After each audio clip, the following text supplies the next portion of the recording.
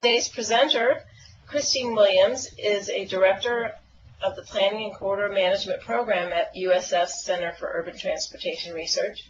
She presently serves as chair of the Transportation Research Board Access Management Committee. Ms. Williams has assisted numerous state, regional, and local government agencies in developing access management plans and policies, and provides training and research services on a range of access management issues. She's co-author of the first National Access Management Manual and principal investigator for the second edition of the TRB Access Management Manual. She has also conducted research and technology transfer projects for the Florida Department of Transportation on effective strategies for comprehensive corridor management, intergovernmental coordination in access management, land development regulations that support access management, and interchange area access management planning. Today, she'll be speaking to us in regard to access management, best practices for local governments. With that, I'll turn it over to Christine.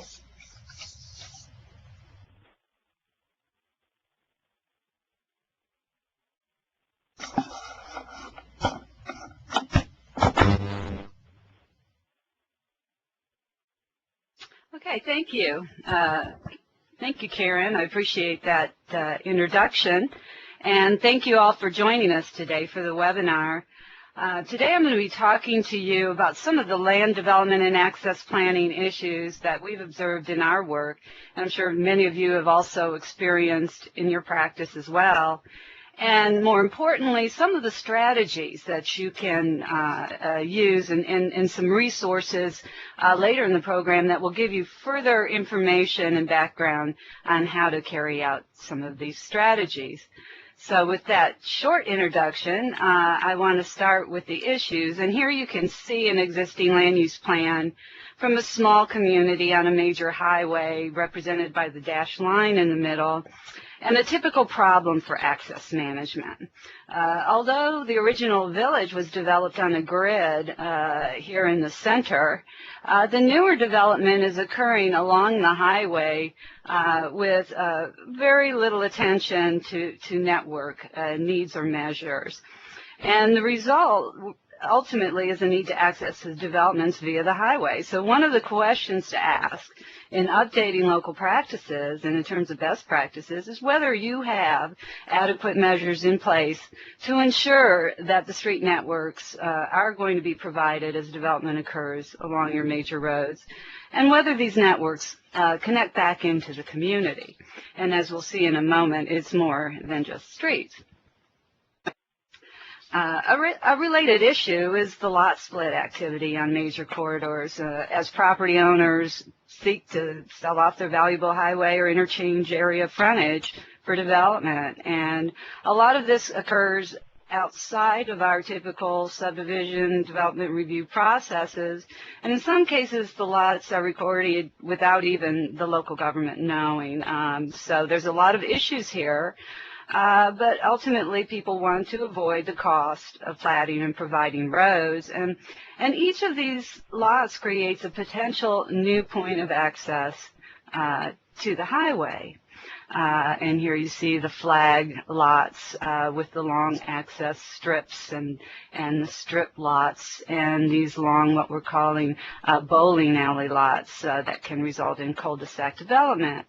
So another question is, do you have the adequate measures to prevent that thoroughfare frontage from being divided in this manner? And I'm going to be talking about some of the measures that you can take. Unfortunately, too many areas don't, and here you can see the result, perhaps an extreme result, but we see a lot of this similar type of development around the country.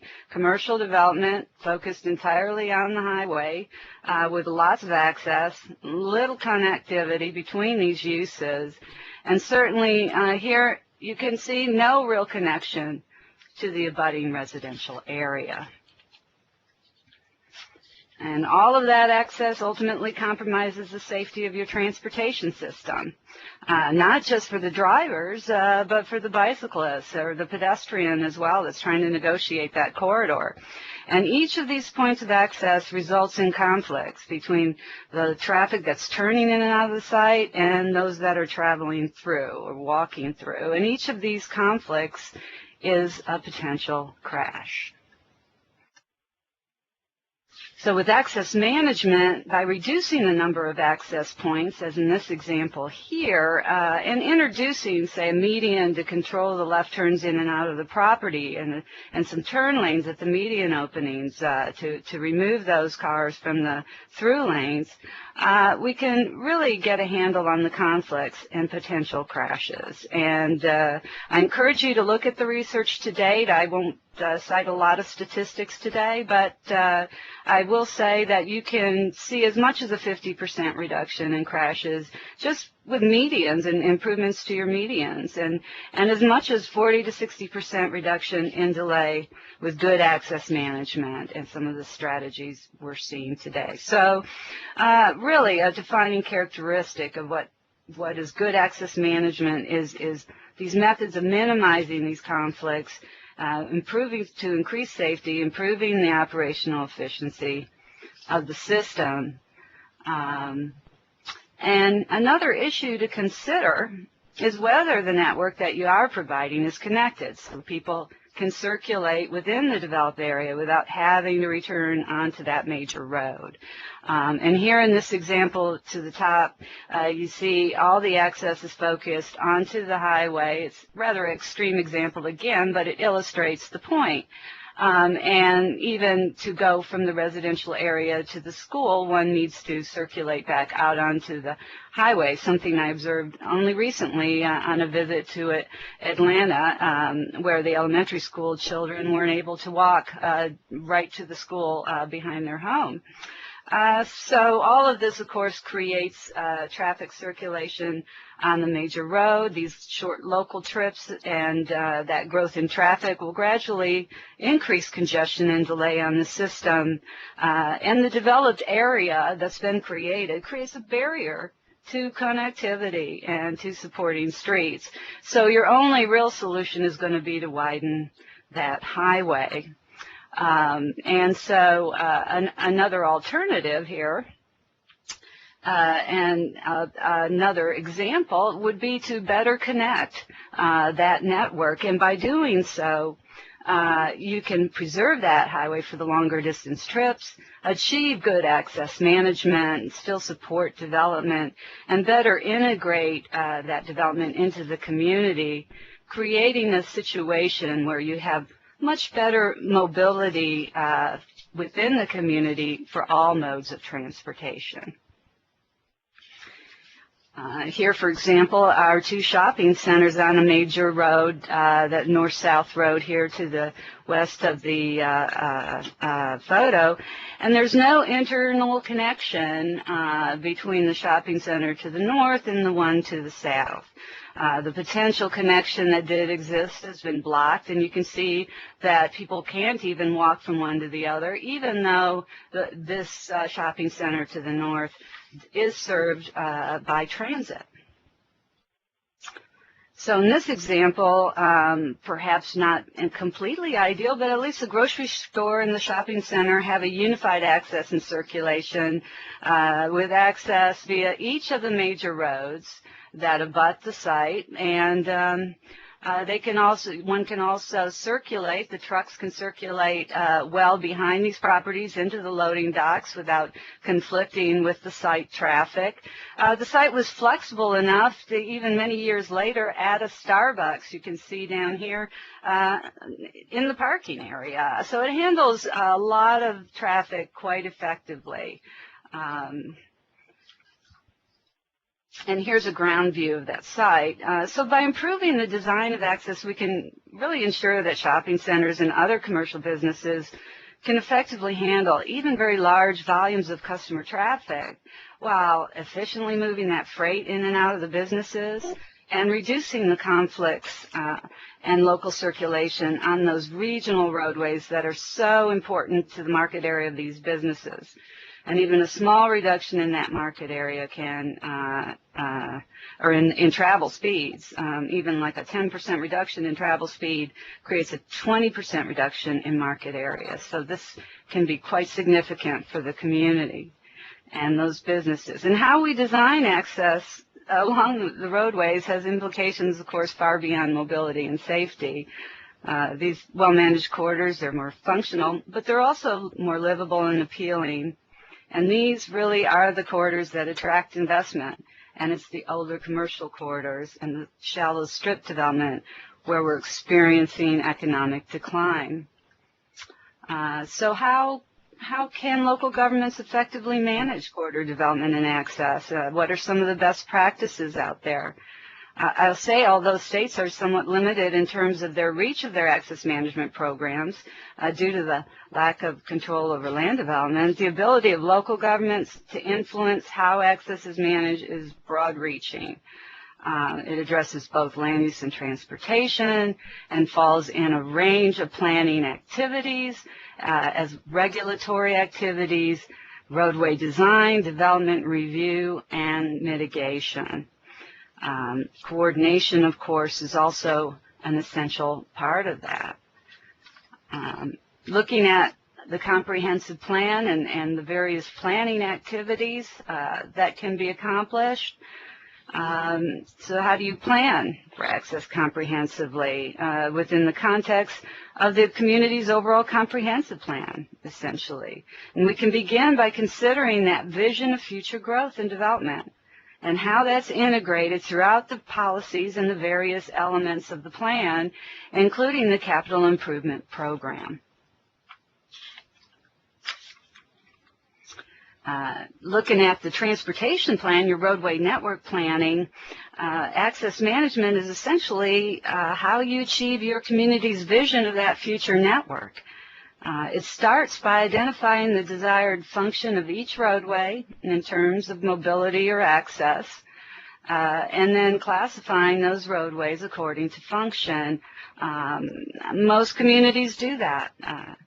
But then they tend to fall short on the next step, which is to align the access control and design criteria with the planned functions of that roadway. And that's where access management comes in, and that's where you can develop systematic strategies. Major roadways need that higher level of access control to accomplish their movement functions. And you can do that through longer spacings and medians, turn lanes, and so forth. And finally, you'll need to establish policies, regulations, and procedures to carry out that plan. Now, one way to do this is to prepare and adopt a master street or thoroughfare plan, as in this example here from the city of Fort Collins, and lots of areas do this as well. Here you can classify the network by function. You can define all your alternative cross-sections and assign potential cross-sections to those roadways. You use that information to define what your right-of-way needs might be, and then set up a right-of-way preservation plan and some criteria to ensure that that right-of-way is set aside or development does not encroach on the right-of-way as it occurs, and so that it's there for future improvements. And one way to refine the plan is to add layers that identify special segments of the network, this idea of layered networks, where you'll emphasize specific issues, let's say express transit service, or freight corridors, or areas where you want to give bicycles and pedestrians more priority. So all of that can be done through your master street or thoroughfare plan, and then that will provide a good basis for setting your improvement priorities in your capital improvement program and your future funding strategies.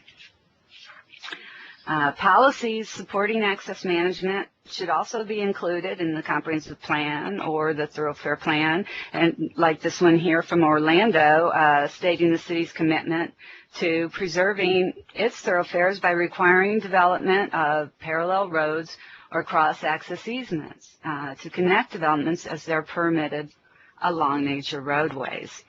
And so this is really something that you can build upon, and there's a lot of strategies to incorporate. Now, the parallel roadways provide more ways to circulate and spread traffic over the network. They're also really helpful if there's an incident blocking traffic on the main road. There's a lot of good reasons for doing this. The supporting roadways could be mapped or identified in policy, and they can emerge in a variety of ways, including through partnerships between the state, DOT, the local government, and developers. And there's several examples of that in the resources that I'm going to point you to at the end of the program. Now, looking at this on a micro level, adopting cross-access and shared or consolidated access policies and regulations help ensure that the building sites are connected along your major roadways. And these can be used to achieve a continuous service drive along several small properties or to connect a couple major properties like the shopping centers we saw earlier. You can do it by adding regulations to specific roadways, by naming the roadways, or doing it as an overlay on specific segments, by using hash marks on your zoning map. So there's lots of different ways of accomplishing this. And the administrative aspects I'll talk about in a little bit.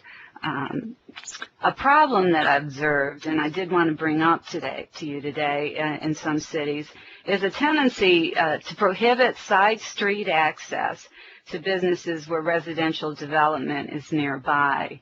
And I want to go back to this slide just for a moment and show you the importance of providing the side street access. It does allow circulation from more locations and from the neighborhoods. Also make sure that you set those back a certain distance, because if they're too close to the intersection, you can get some conflicts and blocking of access there. But the problem here is that this tendency where residential development is nearby to actually in regulation prohibit that from occurring.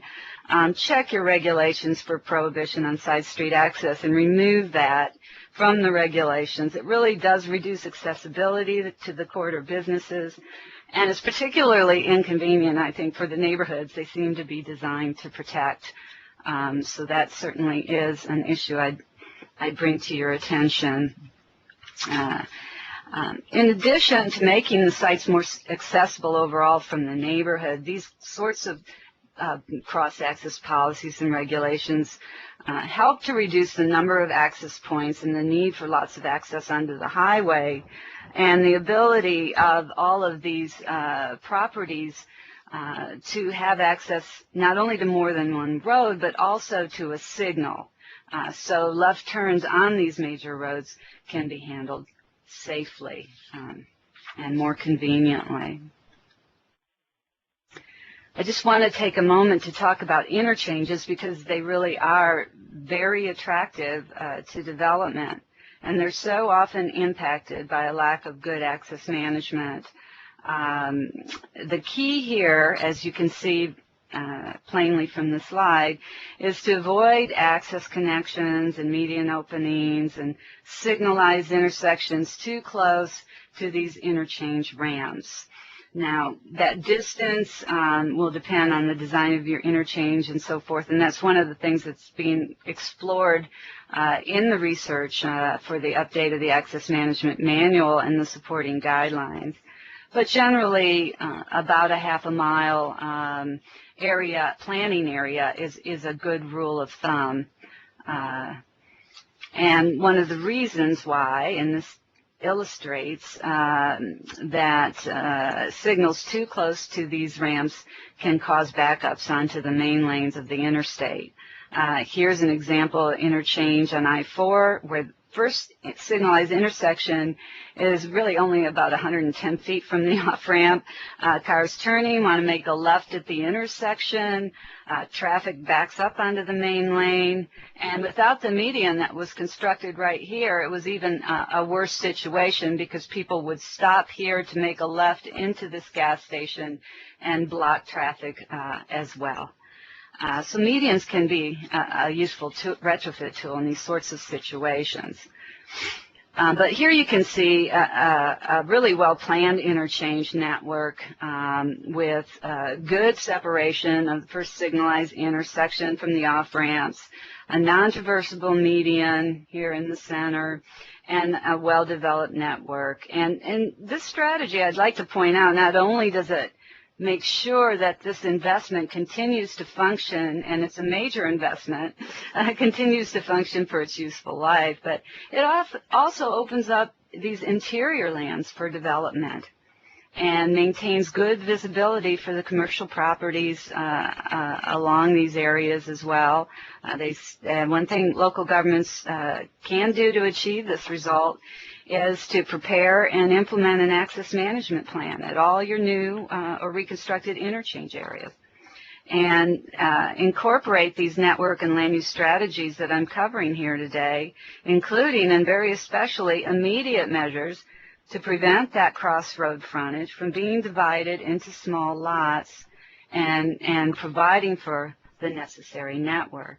Now, I will say, since there are states on the line, that states can really help facilitate this process by acquiring more limited access right-of-way off of the interchange when they provide the new interchange. And so it certainly is a cost-benefit decision that one has to make, but in rural areas or, where a new interchange is coming in, it makes lots and lots of sense.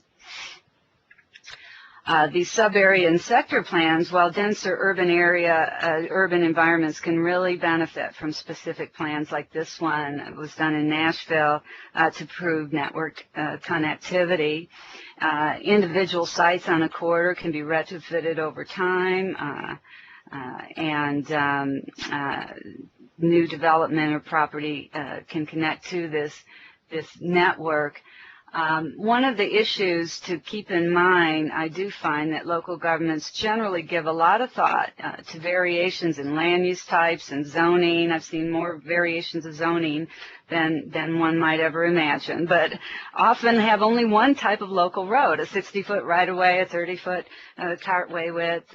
So expanding the diversity of the local street types and the design options, and this includes alleys and all sorts of variations on the theme, that can really go a long way in helping create a denser and more connected local network that supports alternative access. And rural areas can think about perhaps allowing some of these roads to be gravel roads that are shared as well. Perhaps not everything needs to be paved if you're achieving good access management.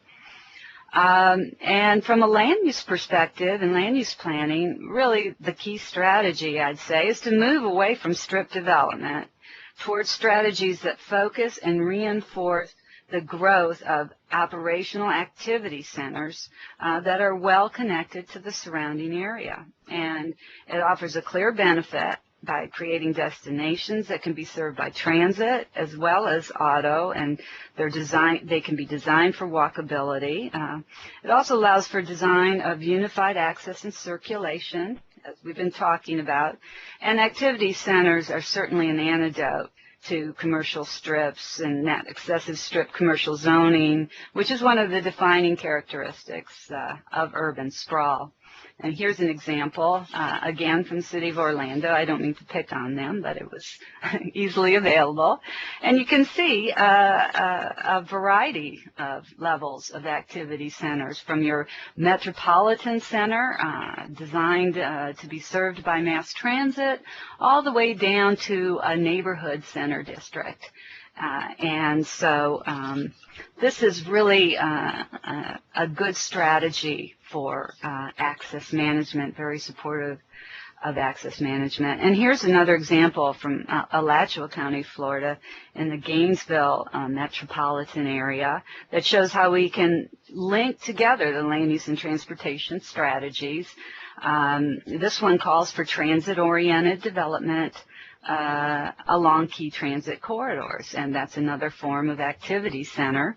And a key element of this TOD design is unified access and circulation, shown here, and it clearly offers access management benefits. So in this case, the county is working proactively with developers to make this happen, and they've established this floating zone for transit-oriented development, and that can locate by right on any of its transit corridors, which kind of gets around a little bit of the NIMBY issue as well.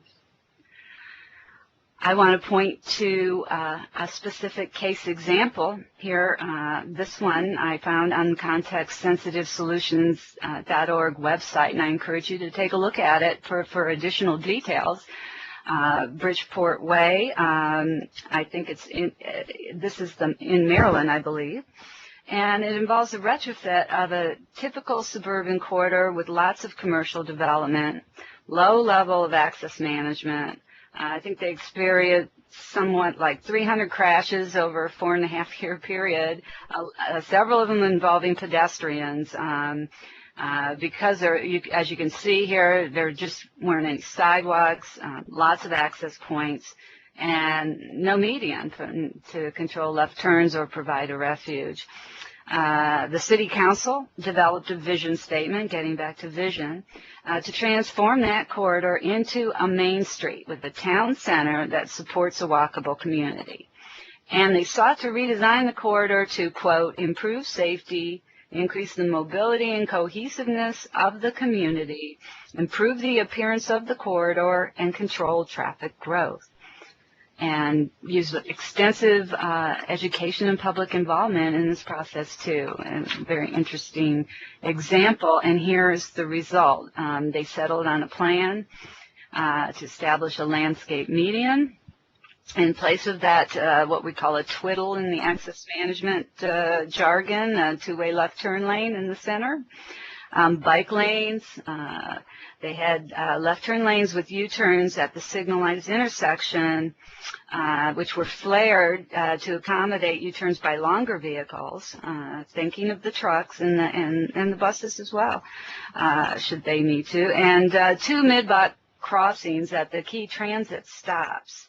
I want to point out that although these were initially in pavement lights, they experienced really a lack of driver compliance, and so they after about 5 vehicle pedestrian collisions, they were replaced with pedestrian activated signals that were interconnected with other signals to optimize progression on that highway. But you see a 60% crash reduction, 7% speed reduction, and moderated to better fit that area. And despite early concerns by business owners regarding the median and its potential to deter customers and reduce revenues, a recently completed before-after study shows an increase in revenues and an increase in redevelopment and relocation. And here you can kind of see how the area is developing by businesses into the town center. Now, granted, this is a suburban example, but it is really a win-win. So I encourage you to look at the CSS website and get more details on that. Okay, I'm going to shift now to discuss land development regulations and looking at a little bit of zoning and subdivision regulations as well. Starting with minimum lot frontage, which you'll see in local government zoning.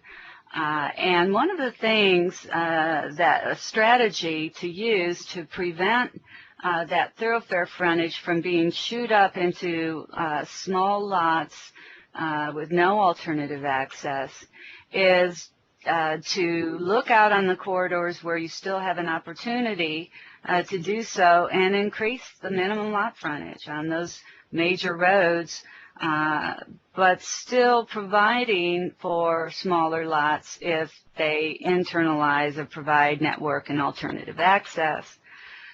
You could tie these criteria to an adopted access spacing standard or that you have locally, or whatever is in place at the state DOT level as well. That's another variation on that theme.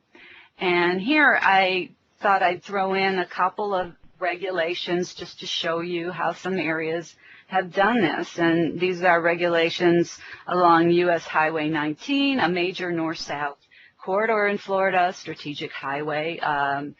And Levy County is a rural community that started to see, and in advance of development, really, they were thinking about extending sewer and water along the corridor and knew that this would certainly stimulate growth. They thought about access management, so they used the strategy that I just discussed, essentially. Down here under lot split, Citrus County, a little bit closer to the Tampa area, a little south of Levy County. And Citrus County grants only one access per existing ownership unless you meet the spacing. And it essentially freezes access rights, so no new and additional access permitted for properties created as a result of parcel or lot splits after the ordinance. In our discussions with the county, they said these lot split provisions and some of the related measures that they took have effectively stopped US 19 from being stripped with residential lots that would, of course, later be converted to commercial use. And the entire access management plan for Citrus County is in one of the resources that I'm going to point you to at the end of the program, so you can take a look at that. Quite interesting. Well, cross-access regulations we've already alluded to, and I mentioned earlier, one thing to keep in mind, these are going to apply to new development only or redevelopment. What's out there now can't be forced to connect in, but you can try to encourage property owners to collaborate with one another, and in some cases they will see the benefit of doing so. Oftentimes they won't, and so having these regulations in place gives you that leverage to require interconnection if there's a change in use or a new property develops next to one that has a cross-access easement in place. The property owner records that cross-access easement with the deed, so it runs with the land and not with the owner, and it's there in perpetuity. And they may also need to agree to close any temporary driveways or access points that need to be set up until alternative access or cross-access is provided. And that doesn't always come into play, and certainly it can be challenging to remove a temporary driveway, and I've heard that temporary is permanent. But it is a strategy, and we've seen it work well here in Florida, where the DOT actually writes a restriction into its access permit that says, okay, we'll give you access to the state highway system, but you need to close that access at your own expense when, say, a service road is completed, and you need to dedicate a cross-access easement or an easement for that service road to be completed. So this is also kind of a similar strategy for service roads. And then a joint maintenance agreement to share in the maintenance of that overall circulation system. Sometimes they're prorated, where you have one use that really generates a lot more traffic than another. And, of course, variances. There's all sorts of situations where it just won't prove practical. And so you want to limit those situations in the sense that just because, oh, there's a developed property next to me is not a good enough excuse. because that developed property may ultimately redevelop. And so, again, keep in mind that these strategies often require time to implement. But I have seen some communities get hung up on this issue and saying, oh, well, we've got a lot of situations where we can't fit it in. Don't let that prevent you from getting the policies in place, because you will find opportunities to make this work. But those opportunities may be lost without the policies in place if you can't get property owner cooperation. Looking at outparcels, these lots that are often created to take advantage of high-value locations on the exterior of major development sites, a shopping center site, and leased or sold separately, while each of those is going to seek direct access, and often it can be challenging at that point not to provide it under the rules and guidelines. So in this situation, you'll result in lots more access than you would have otherwise. What to do? Well, and this applies also to smaller properties as well.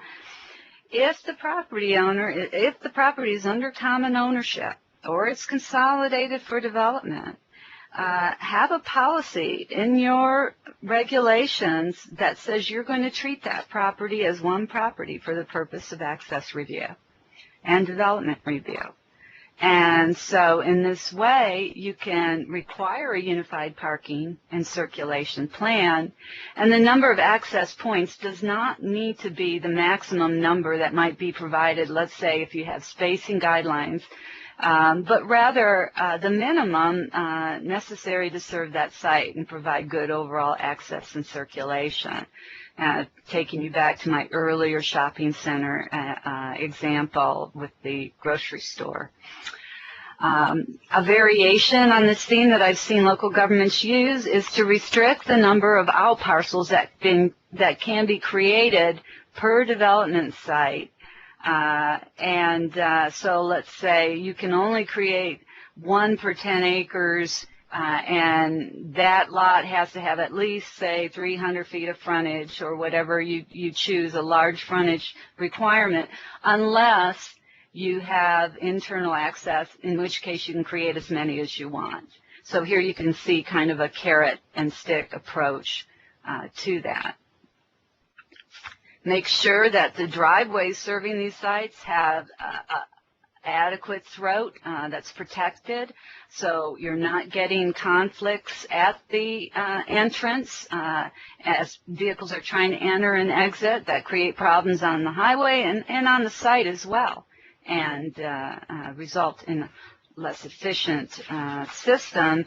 And the guidelines for that you'll find in our work. If they're major traffic generators, certainly you want a good throat. I've seen some, just recently, a super Walmart that went in nearby that with no throat length at all. It's a poster child for this example here. It's really bad for the shopping center. Street network and spacing standards. Now we have some, these are adapted from Fort Collins, Colorado. You look at Eugene, Oregon. Look at our model regulations and plan amendments for multimodal transportation districts on the CUTR website for a lot of this as well. Just essentially attempting to create a network, and this half-a-mile spacing is generally for your major thoroughfares. You don't want your signals to be too close together. A half mile gives you a lot of flexibility to handle varying amounts of traffic. Now they also have these provisions, and this is important, that developments as they come in are going to be reviewed to ensure that they're connecting to the surrounding street network. And including those connections in the direction of all the streets around them. It could be a quarter-mile radius or in the same section mile of the site. There's different ways of calling that out.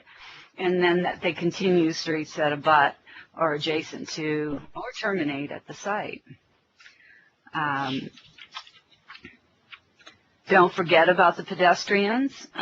Here's some regulations just requiring that the sites connect sidewalks to the surrounding sidewalks and outparcels, and that the paths that you might provide for the pedestrian connect through these landscape buffers if it's designed like this. And here you see a direct connection to a transit stop. And here's another illustration, with essentially, if you have cul-de-sacs, it doesn't mean you don't have connectivity. You can provide connectivity for bicycles and pedestrians and connect those cul-de-sacs. And I think Davis, California does a good job of that, where they're connecting through, making sure that their bicycle network is unified. And so regulations like this, 10-foot wide pedestrian easement to connect cul-de-sacs through long blocks is another way of handling that. This concept slide pulls together lots of the different strategies that I've talked about, and it suggests some spacing dimensions for the network. I want to point out that this at the top is more of a suburban or less urban situation where one might be limited to service roads, preferably to the rear of the properties so they can be separated adequately from that signalized intersection. The bottom illustrates a more urban or perhaps village scenario where network replaces the need for driveways and local circulation on the arterial. And again, our cut-throughs for pedestrians at the bus stops if you happen to have a long spacing at a particular area. And that is kind of an overall concept that you can think about as your community is growing and developing. Because so many corridors now need to be retrofitted, it's essential to require improvement to access during the redevelopment process. Although you may never meet desirable spacing and design standards for access in these situations, with those criteria in place, you can at least require improvements upon the existing situation. And it gives you that leverage, as I mentioned earlier, to require cross-access easements and so forth to connect these areas. Site plan review and transportation impact assessment and review are how we check for compliance with the strategies during the development review process, and looking at the way the site's laid out and designed. Be sure to consider whether that plan allows you to circulate by foot, bicycle, and public transportation in addition to the auto. I didn't mention earlier relative to the interchange area sites, but the pedestrian in most of these areas that I've stayed off of an interchange is entirely forgotten, and you literally are taking your life into your hand to walk from the hotel to the nearby Cracker Barrel. So, I mean, we definitely have to do a better job of that in all of our areas. And then the impact fees and credits. You know, while most communities can readily require turn lanes and other site-related improvements to access, some areas can't. And impact fees and credits can be used to address larger road network needs as well. I mean, some communities provide impact fee credits for dedication of right-of-way. Beyond that, it's considered site-related, and so that's a strategy that you might consider if your community has authority to enact impact fees and credits. So the type of strategies you can use will vary according to the laws of your state or province, as the case may be. We could talk a lot about mitigation, probably have a whole program on that alone, but I think in the interest of time, I'm going to move to some resources to point you for further information. Here are just some of them.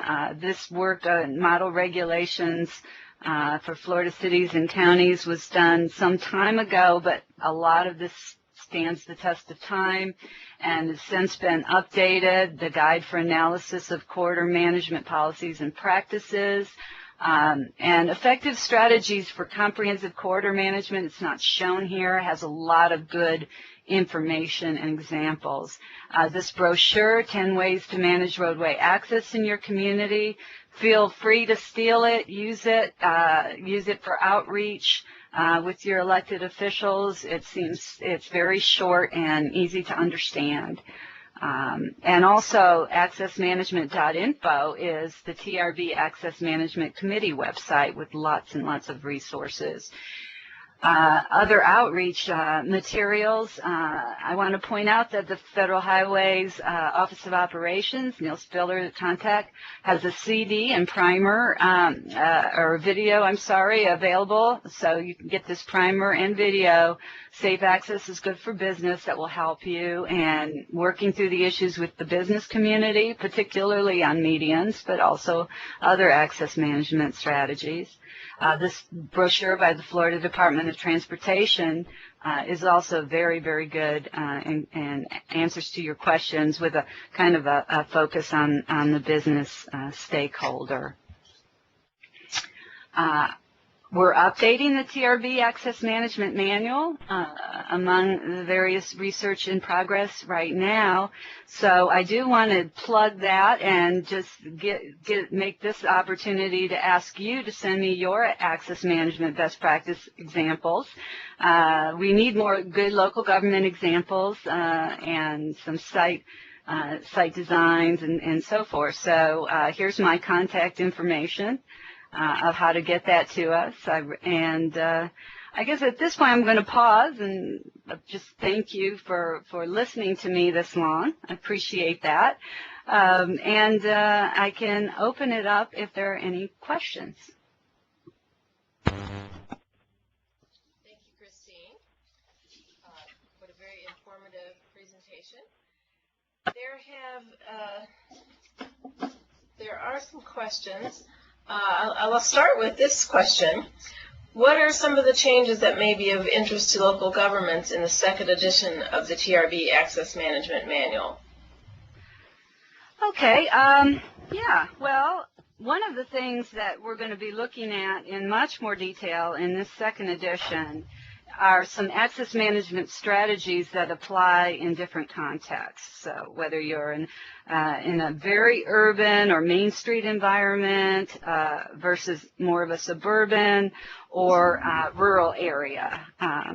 We've got a lot more attention to modes other than the automobile and integrating considerations related to bicycles, pedestrians, and transit throughout the manual.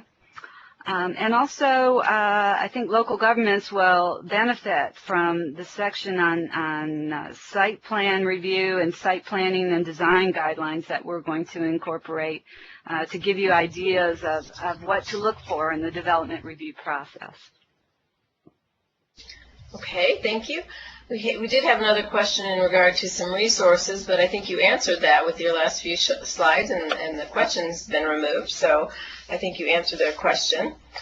At this time, I would like to remind everyone that we have applied for AICP credits, certification maintenance credits, for this webinar, and in order to receive those credits, you need to fill out the evaluation at the end. We do have an evaluation at the end of this, and we do encourage everyone to fill it out because we use that information to make our webinars better. I want to introduce our next webinar, or next webcast, which will be May 17th. It will be on freight, challenging the role of the public sector transportation officials, and that will be by the center's new director, Jason Vintner. He's our new director. He's only been here a few months. We've got an additional question that's come in. The question is, Christine, in residential areas dominated by cul-de-sacs and other road patterns that reduce access by foot and bike, what measures are available to provide them later, since residential development in these areas is rarely redeveloped?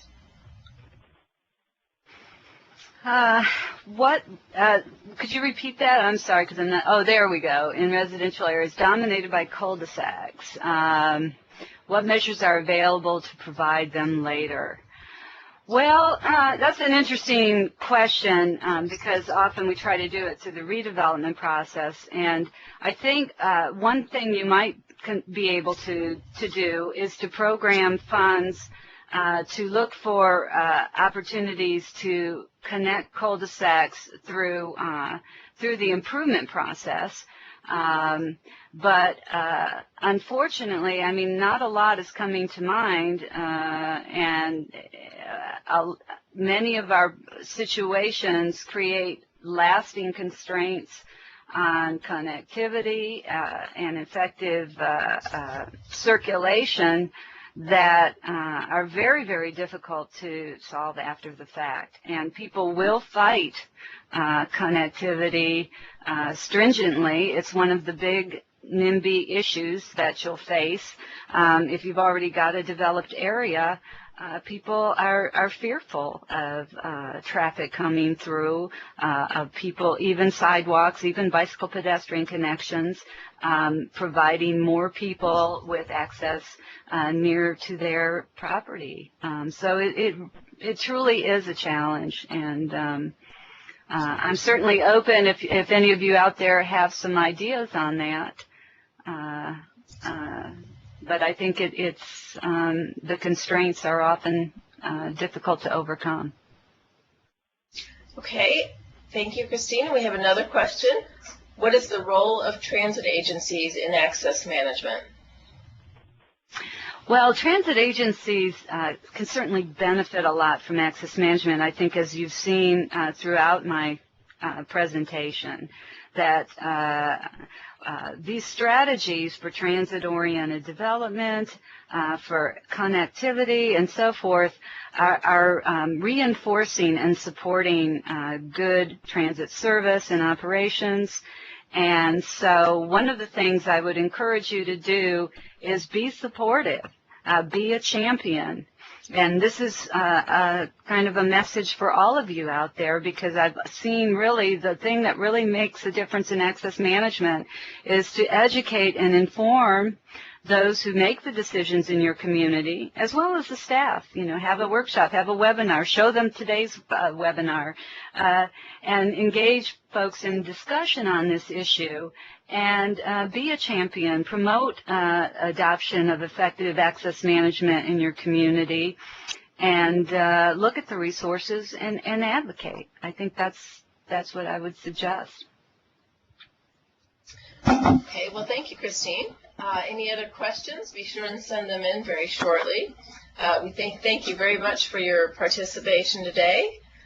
And we ask that each of you take a minute to fill out this brief evaluation. Thank you.